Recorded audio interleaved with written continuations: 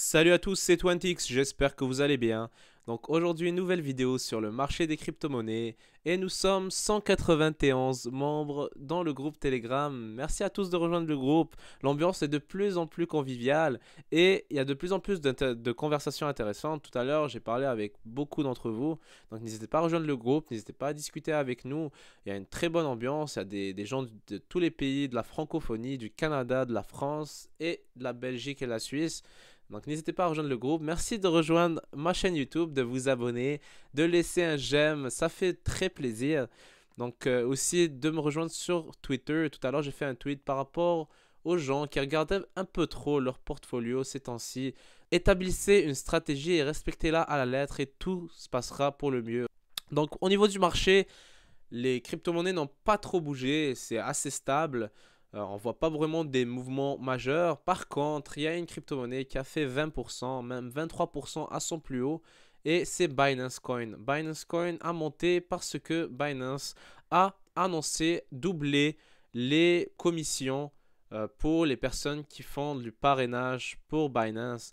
Donc, dans le fond, lorsque vous inscrivez avec les liens de quelqu'un et que vous faites des achats, ça lui apporte 2 fois plus d'argent. Seulement, il y a un mais, évidemment, il faut que cette personne-là ait 500 BNB. Donc c'est pour ça que les gens ont acheté du BNB, sachant que un BNB coûte 15 dollars, 500 est assez cher, merci. Donc voilà. Par contre, n'hésitez pas à vous inscrire sur Binance, c'est un très très bon site, c'est le meilleur site de crypto-monnaie, la meilleure plateforme de crypto-monnaie que je connaisse et qui a fait ses preuves dans le marché. J'ai mis le lien dans la description si vous êtes intéressé, ça va pas m'apporter le double, mais bon. Il y a une annonce quand même assez intéressante qui nous vient de Steve Wozniak de Apple qui nous dit que Ethereum pourrait être le nouveau Apple. Lorsqu'il a dit ça, il y a beaucoup de personnes qui étaient assez bouche bée et ils étaient assez peu enclins à se lever, à faire un standing ovation. Il a dit plein de trucs qui étaient quand même assez controversés, mais c'est quand même assez bon. On connaissait sa préférence envers les crypto-monnaies il y a quelques mois quand il a dit qu'il avait en possession du Bitcoin et de l'Ether.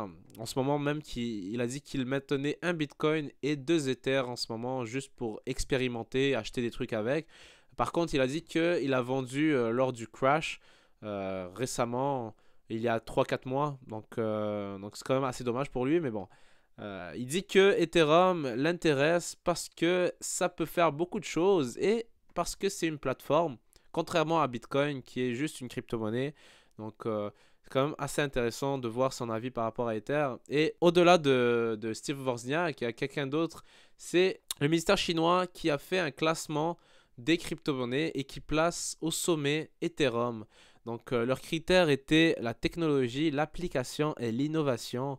Au niveau de l'innovation, c'est Bitcoin qui avait le score le plus élevé, mais au niveau de l'application et de la technologie, Bitcoin se retrouve à la 13e place au final, avec un index de 88. Ethereum est vraiment au sommet avec un score de 129. Donc c'est quand même assez intéressant de voir que Ether commence à vraiment à être considéré comme une très grande crypto-monnaie. Et là, ce classement fait beaucoup parler de lui parce qu'ils ont mis au sommet Steam et d'autres crypto-monnaies.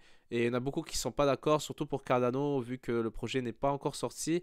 Mais bon, c'est quand même assez intéressant de voir ce genre de classement. Regardez-moi Verge qui est 13e ex aequo avec Bitcoin. C'est assez grotesque, mais bon.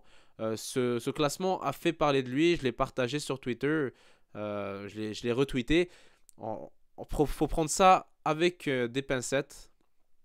Il y a une nouvelle étude qui dit que Bitcoin consomme autant que l'Irlande dans une année et que bientôt, à la fin de 2018, il va consommer 0,5% de l'électricité mondiale. Donc, c'est une nouvelle assez importante aussi pour nous dire qu'il faut vraiment innover, il faut vraiment trouver des solutions par rapport à ça. Et le proof of work est très controversé là-dessus au niveau de la consommation électrique. Il y a beaucoup de personnes qui parlent vraiment d'un changement d'algorithme. Surtout pour Ether, Bitcoin est condamné à garder le même algorithme de proof of work, preuve de travail avec le mining. Et donc ça pousse encore le débat parce que d'année en année, je pense que ça va encore s'empirer au niveau de la consommation. Mais bon, donc ce genre de nouvelles, c'est toujours bien à savoir.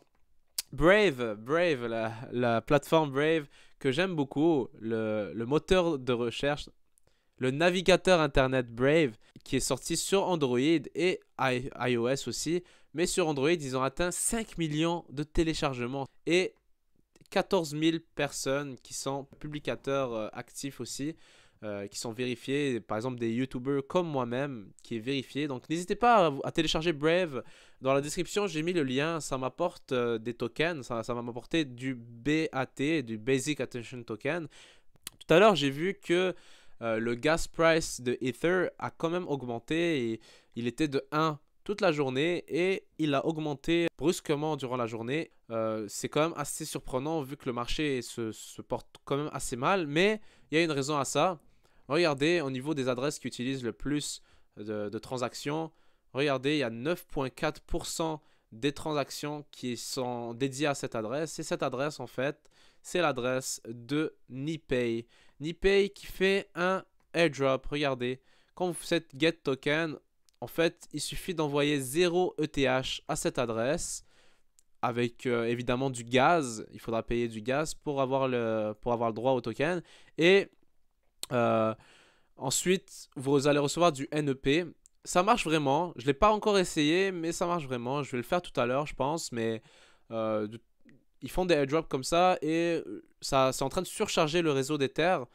Donc, chaque adresse peut seulement réclamer une seule fois ces tokens. Ben, c'est quand même assez intéressant. Donc, n'hésitez pas à demander les tokens. Je vais mettre le lien dans la description. C'est gratuit. On ne sait jamais ça va valoir combien. Et par contre, ce que j'ai remarqué tout à l'heure, je l'ai vu sur Reddit, c'est qu'il y a des malins qui s'amusent à créer des centaines de comptes et d'envoyer 0 ETH à cette adresse pour avoir le plus de tokens et ensuite de regrouper tous ces tokens dans un autre compte pour vraiment monopoliser le nombre de tokens. En ce moment, ils veulent en sortir 800 millions de NEP. Donc c'est normal, ça se fait souvent dans le marché avec les airdrops. Donc voilà. Ici, le Bitmain va s'intéresser au AI, à l'intelligence artificielle, donc qui vont vraiment concurrencer Nvidia, Intel et AMD. Bitmain a vraiment un monopole au niveau du minage du Bitcoin. 80% de la puissance de calcul elle vient vraiment de chez eux. Regarde. Grâce aux machines, ils produisent 80% de toutes les cryptos actifs et ils vont s'intéresser à l'intelligence artificielle et ça c'est quand même assez intéressant de vouloir se diversifier de la sorte. Donc j'avais parlé de ça récemment sur Twitter, j'avais parlé à quel point l'intelligence artificielle en général est un autre domaine qui m'intéresse au-delà de la blockchain. Je sens que les prochains mois, années seront remplis d'avancements majeurs dans ces deux secteurs et pourquoi pas des géants de la blockchain qui s'intéresseront à l'intelligence artificielle. Donc, c'est quand même assez intéressant. Ici, c'est Coinbase et Ivy Coin, deux compagnies quand même assez importantes. Ivy Coin, c'est une plateforme de paiement, de micro-paiement. Et Coinbase, vous la connaissez tous. Ils sont en train de discuter avec les régulateurs pour avoir des licences de banque. Les licences bancaires pour pouvoir vraiment offrir des services bancaires à leurs clients.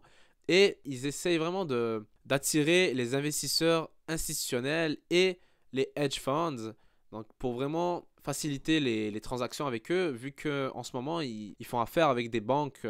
Ils ont besoin de tierces pour vraiment faire affaire avec eux, pour vraiment fournir leurs services. Et là, ils explorent cette possibilité d'avoir des licences bancaires. Si ça arrive vraiment, ça pourrait faire un effet vraiment colossal.